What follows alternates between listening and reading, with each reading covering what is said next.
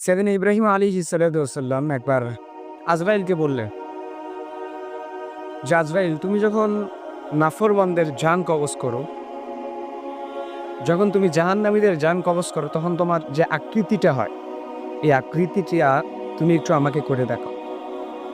হযরত আলাইহিস সালাম বললেন যে, হে আল্লাহর রাসূল, আপনি এই আকৃতি, এই ধরনটা আপনি আমার কাছে দেখতে চায়েন না, কারণ এটা আপনি সহ্য করতে পারবেন না।